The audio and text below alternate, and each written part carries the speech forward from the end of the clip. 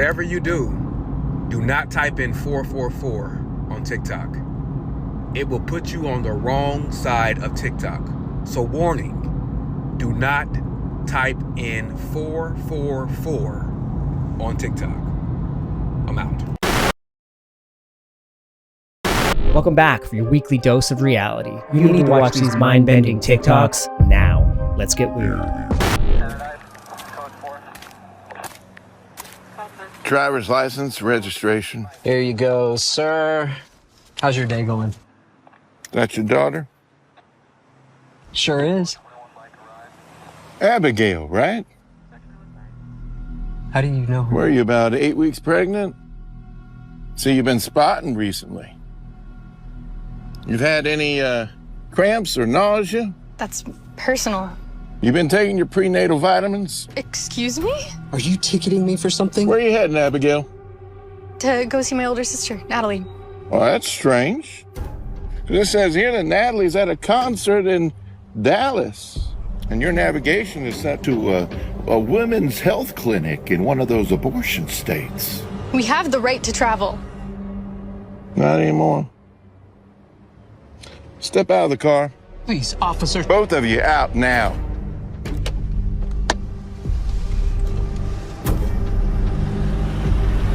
You, sir, are under arrest for crossing state lines to obtain an abortion for a minor under your care. And you, young lady, well, you're under arrest for evading motherhood.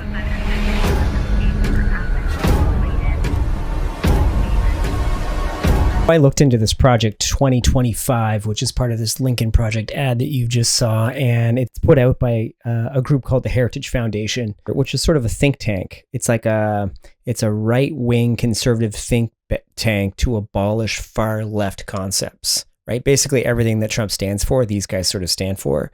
But I dug a little further, and it says here, right on their Project 2025 website, project2025.org, where the accusation is a complete ban on abortions without exceptions. And they claim it's false. But right in their own blurb, it says, Project 2025's mandate for leadership calls for the government to comply with laws that prevent federal funding of abortion. It also calls for federal support for alternatives to abortion, including adoption. So if your daughter is raped by a felon, by anyone, they have to come full term with that baby and either give it up for adoption or face the consequences of Project 2025, Trump and his administration. And it just don't look good, man. Have you ever seen The Handmaid's Tale or read the book? It's not a good idea. Have you ever seen that video where it shows local news people all saying like the exact same thing? It's really weird. Our greatest responsibility is to serve our Treasure Valley communities, the El Paso, Las Cruces communities, Eastern Iowa communities, Mid-Michigan communities. We are concerned about troublemakers, one-sided stories plaguing our country. The sharing of biased and false news has become all too common on social media. More alarming, some media outlets publish these same fake stories without checking facts first. The sharing of biased and False news has become all too common on social media. More alarming, some media outlets simply aren't true without checking facts first. Unfortunately, some members of the media. This is fucking scary. Yeah, This is the scariest. well, that's propaganda. They're trying to bend a narrative in a very specific way for everybody. Yes, sir. Yes, sir. There it is. The propaganda machine at its finest. But I don't have to teach you guys anything. You know what's up.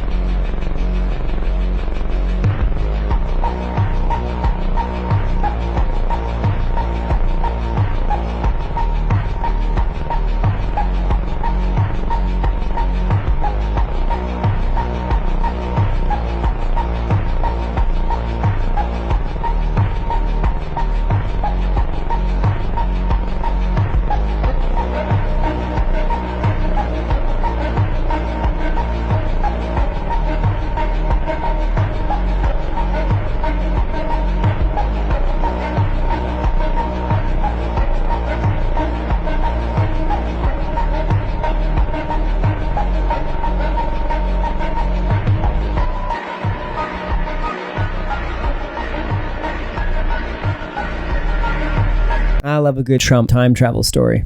It explain a lot.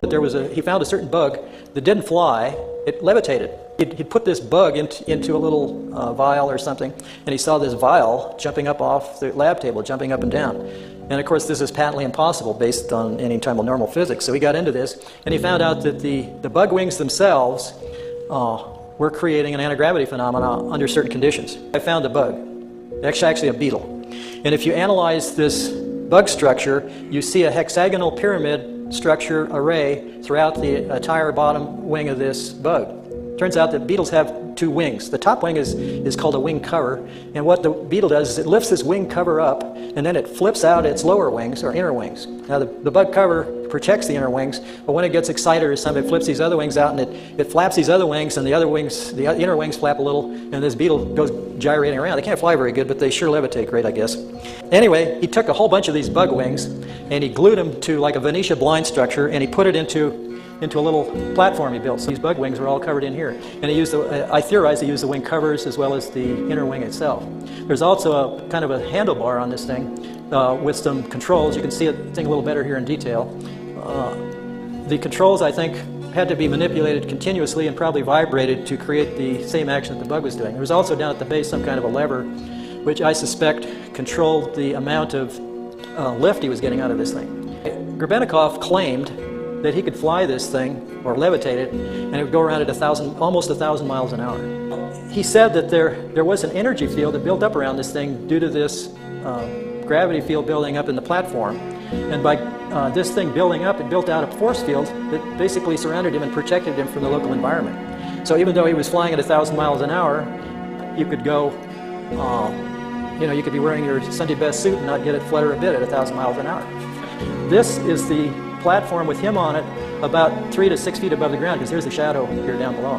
Now you could say this is all faked, but if you get into the other things that he did with shape, they almost mirror the stuff that I discovered, and it proves, I guess, that there's either two crazy people in the world, or there's two people that have found the same discoveries. So I think that this is a valid phenomenon, and I'll show you why. Micrograph that I took of a beetle inner wing.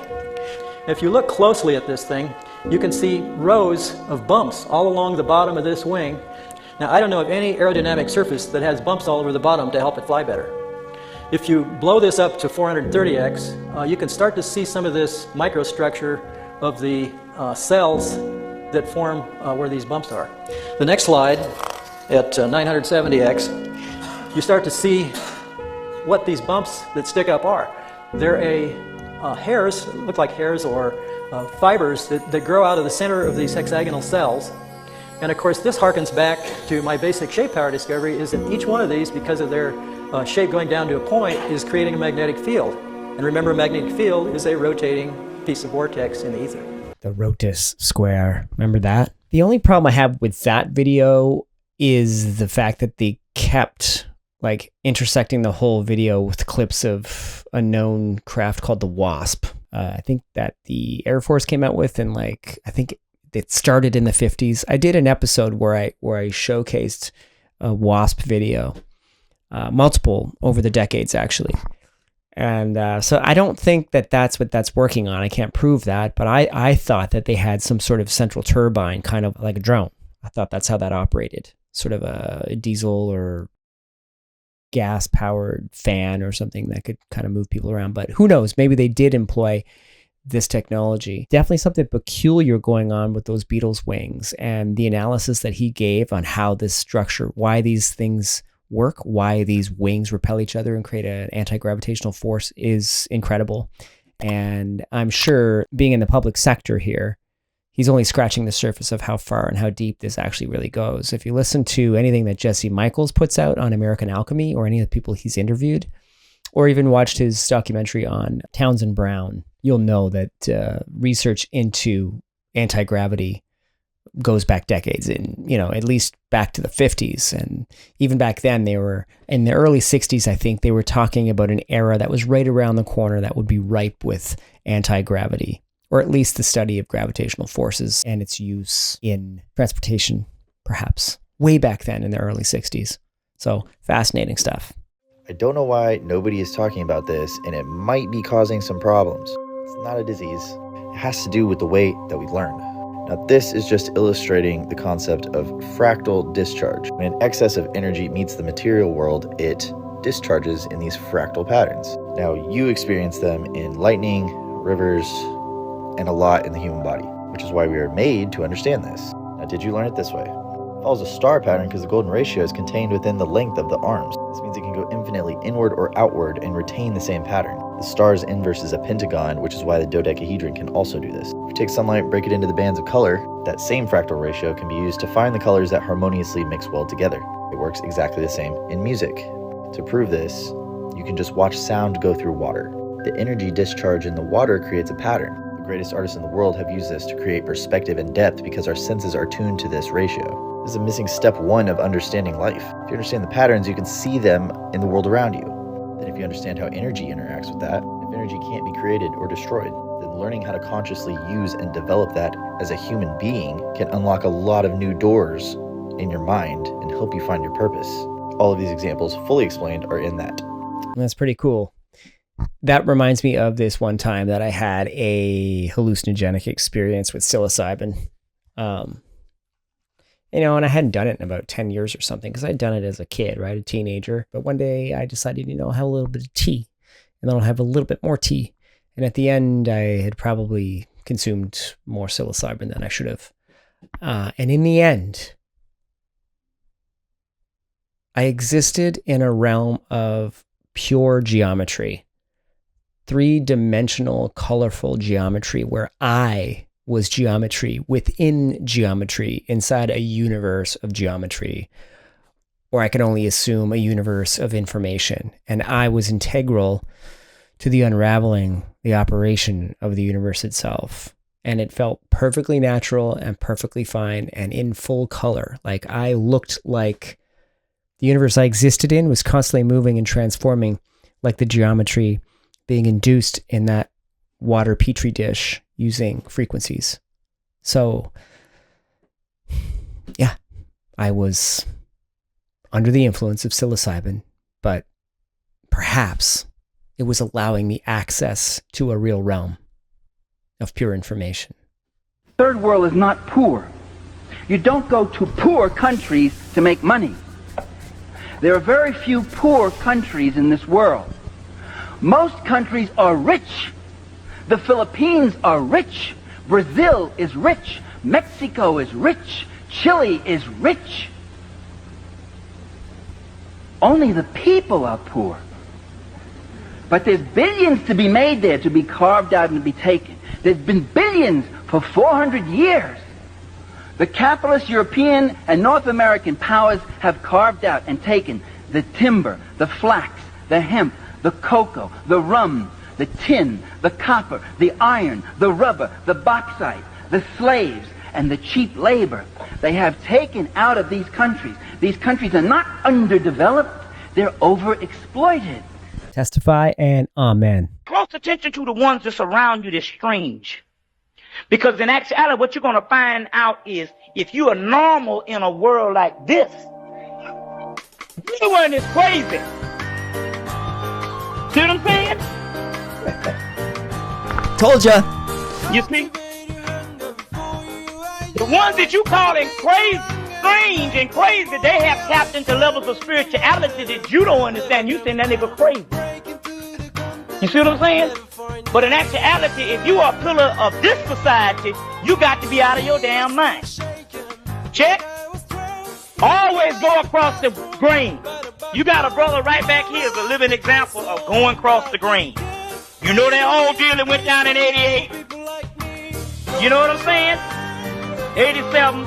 That's talking about going across the grain. We talking about we don't want to be palatable to the market system and to the whole system. We want to go across the grain.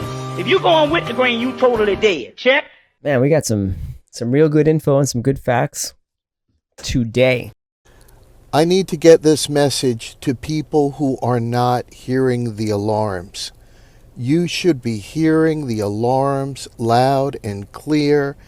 I know that there are many people on TikTok that follow my account that are following the news very closely. They hear the alarms. But in my daily life, among colleagues, friends, and relatives, a lot of people are not hearing the alarms. Well, just now, the New York Times released a TikTok.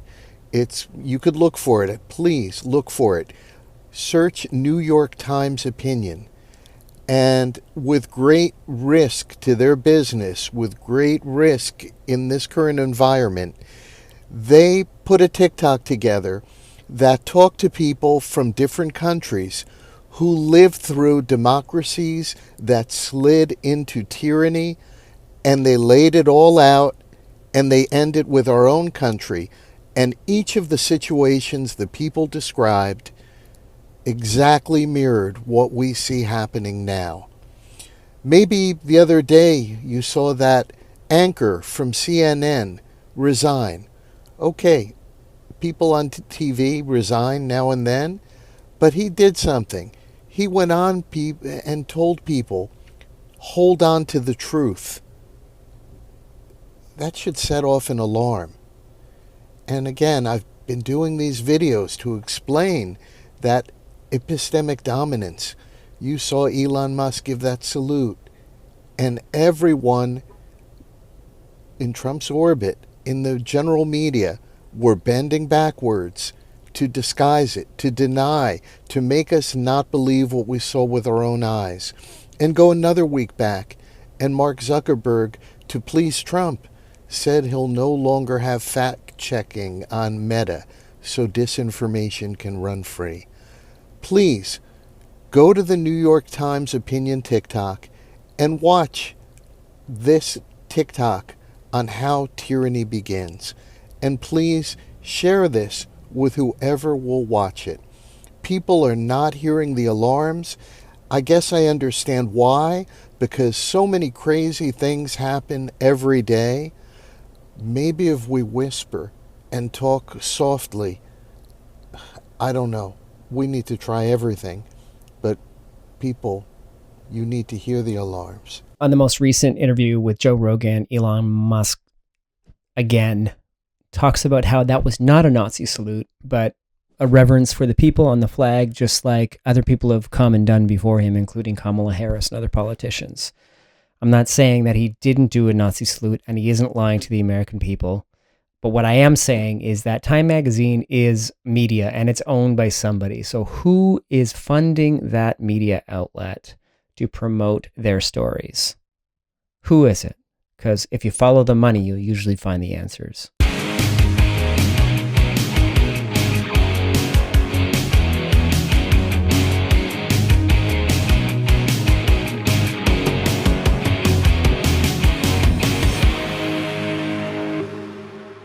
That music was awesome, but we all know that they have UFOs.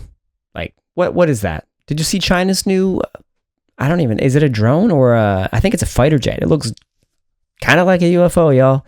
So I'm not buying this. I mean, obviously they own these things, right? But that's not the real superpower. My mother's grandfather, my great-grandfather, passed away in, I think it was 1993, 1994. But he was very close to my mother throughout her life. And on his deathbed, he handed her a manila envelope, which had written on it, "Do not open until 2025. So my mother had always told me about this envelope, and she was not going to open it until 2025. Sadly, she passed away last year, December 21st, 2024. So in going through her house, arranging all her things, me and my brother found this manila envelope from our great-grandfather that said do not open until 2025. So I wanted to honor that. I wanted to wait until 2025 to open it, and what was in there is pretty shocking. So a little backstory on my great-grandfather. I'm not going to give his full name. I will tell you his first name was Bernard. We called him Bernie, Grandpa Bernie, but he always lived in Las Vegas. From what I remember, it was North Las Vegas. That's where we always went to visit him, but he worked through the 60s and the 70s out at Indian Springs, Nevada, which I'm pretty sure is on the Nellis test range. He worked there, and he also worked in Tonopah, Nevada, where apparently they have another base. we were always told, and what he always told us, that he was involved with the missile silos. He worked on missile silos, like the underground silos where they launch missiles from. That's all we knew. He was always pretty secretive about what exactly he did, and we didn't really ask, to be honest with you. I mean, I was a little kid. He died when I was young. One thing I remember about him was he always ate a raw onion every day, one raw onion. Just ate it every single day, and the man lived into his 90s. I think he was like 95 when he died. Anyway, what was left in that manila envelope that we found from our great-grandfather that was labeled "Do Not Open Until 2025" contained this leather, I guess you can call it a journal. Most of it there's nothing in it. Most of it's blank. But what he did write in it is not many pages, but you know, you can see his handwriting wasn't that good. But what's in here is pretty crazy. So what he basically says in here, number one, he was never in the military. He was a civilian contractor, and his job was maintenance of underground facilities, not only in Indian Springs, Nevada, but also Tonopah, Nevada. He also mentions something called Det 3, and I had to Google that, and from what I gather, that means Detachment 3 from Edwards Air Force Base, which is Area 51. He mentions that in all three of these installations, Indian Springs, Tonopah, and what he calls Det 3, which I now know is what we call Area 51 today, they are holding non-human craft, as he called them, non-human craft in all three of these in underground installations. He doesn't get into like specifics on how deep they go, and he also mentions that reversal of these craft in Tonopah only. He didn't mention that in Indian Springs or Det 3 Area 51, only Tonopah. He says there's another facility underground in Tonopah where the government is reversing, re-engineering recovered alien craft. So take this for what it's worth. I don't have any proof on this. This comes from my great-grandfather. I have no reason to doubt him. Something with the year 2025, he was able to reveal this. He just did not want this opened until 2025. So it's 2025. There you go. Do what you want with this. What is this 2025 year thing? What is going on? What are we going to find out this year? I mean, are we going to find out more about the aliens, or are we going to have another major distraction like a war with Russia?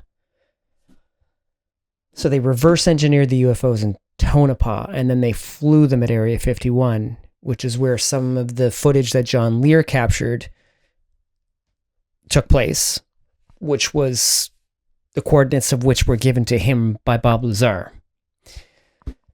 I just want to know. Don't you all just want to know what the hell is going on here? Like, who we really are?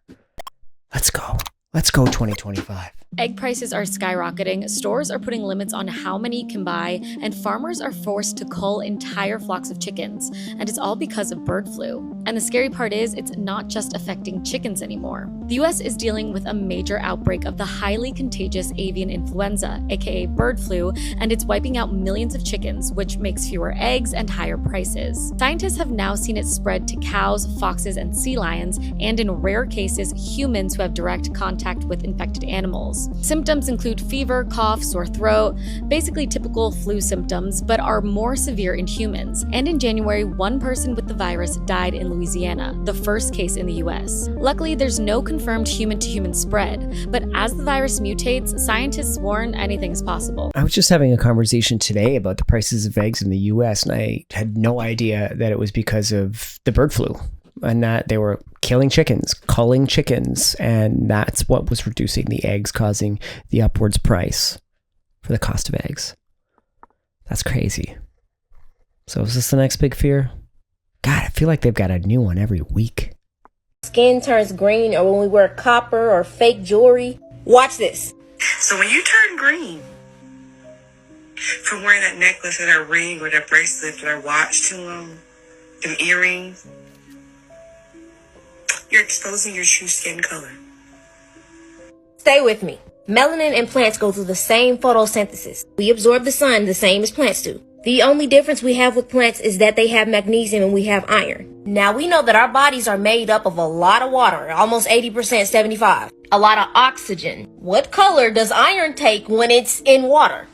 That would explain why we are copper-colored beings. Now when a leaf dies or falls in frequency, it turns the same color of our copper-colored skin. It loses its green color. They also try to say that the green veins we see in our skin is just a trick of light. Now some babies are also born with green skin patches on them. And they didn't have no fake jewelry. And have y'all found it fascinating that babies don't have to drink water? You almost have to force them to drink it. Look, top 10 tips to get your kids to drink water, to get them more exposed to this oxygen. And some people say that could be the reason why our bodies age. Because DNA passes down and stays alive forever because it's the magnesium that holds it together and keeps it alive, protects it. Now plants are green, they don't have iron, they have magnesium. Now we know in Egypt that Osiris is green. He had green skin, immortality, magnesium. Even when we come out the womb, it says our bodies aren't suited for water for several months. Also, they can't tell where our genes originate. The civilizations that we built, the knowledge that we had. It is the oldest human DNA strain on Earth. What's in our skin is found in space. Y'all can say I'm crazy, but y'all know some of these aliens are different colors. We probably came to this planet with green skin. I don't think there's any way to prove that, but that's cool. I would love to meet a green person. From outer space, obviously. Kind of getting tired of humans. When a person doesn't like you, they team up with another person that doesn't like you. And before you know it, there's a whole slew of people that hate you. But here's the thing, those people, they don't even like each other. They're only gathered because of you. See how powerful you are? That's pretty nice. I like that. Less means be less you. A soldier is a soul dyer. You are weakened on the weak end, from the weak days. Days is unable to think in a state of confusion. On the weekdays you work a job, which is Hebrew for persecuted. On that job you earn. An urn is a vessel for the ashes of the dead. Awake is a wake. A wake is a gathering that takes place before a funeral. Hollywood is the holy wood, the wood from a holly tree. This wood was used to create magic wands. They cast spells to a broad audience through the Tel-A vision, through the Hollywood programs. The bottom of the foot is called the soul, and your heel is hell. Your soul is in hell. You must raise your consciousness to the head, heaven. Heel is hell, earth rearranged is heart, and head is heaven. They're inside of you, not external places. They teach you to say the vowels in this order, A, E, I, O, U, to train you to become a slave. They want you to think slaughter is laughter. English language is full. I don't know what to think about any of that, but it was cool to hear it. What do you think? I mean, could be some truth behind this. Okay, this is a very unsettling video. A lot of people are concerned about this woman, thinking that she's like a cyborg or like an alien or a reptilian. Check it out. So I wanted to introduce into the record page 55 from the committee's interview.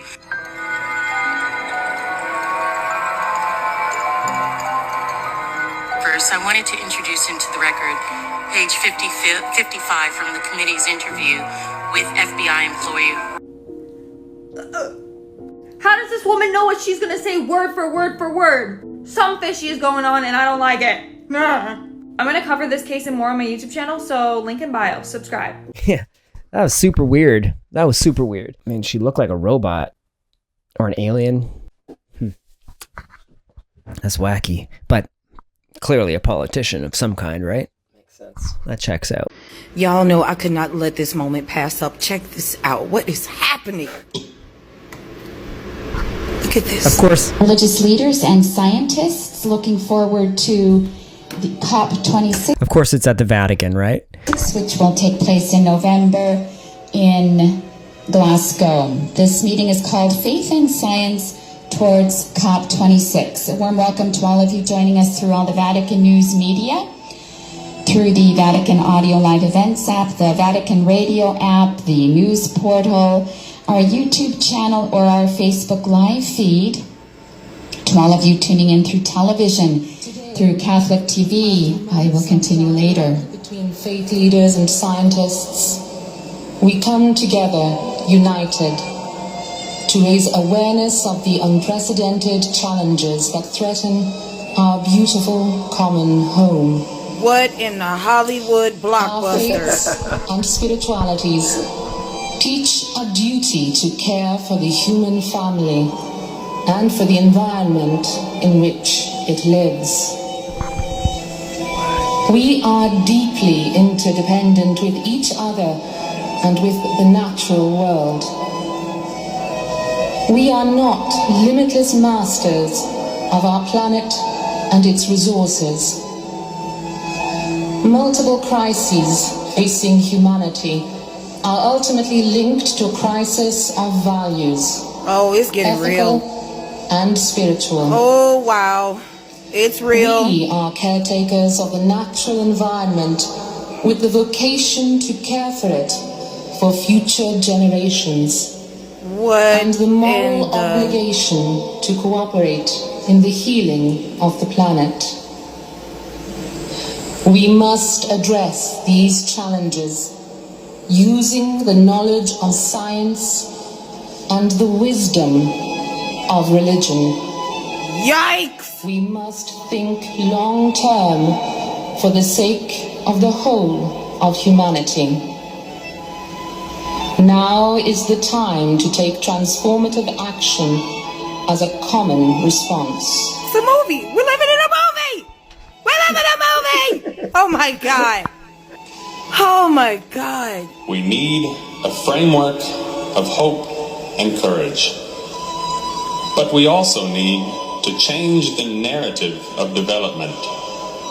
Why so Climate monotone? change is a grave threat. We advocate for common but differentiated climate action at all levels. What the f? I The can't. world Okay. So there's an extraterrestrial species coexisting on Earth with us that looks exactly like us, and they're intricately linked with the Vatican. Yeah, that sounds about right. Yeah. Finally, somebody took a video.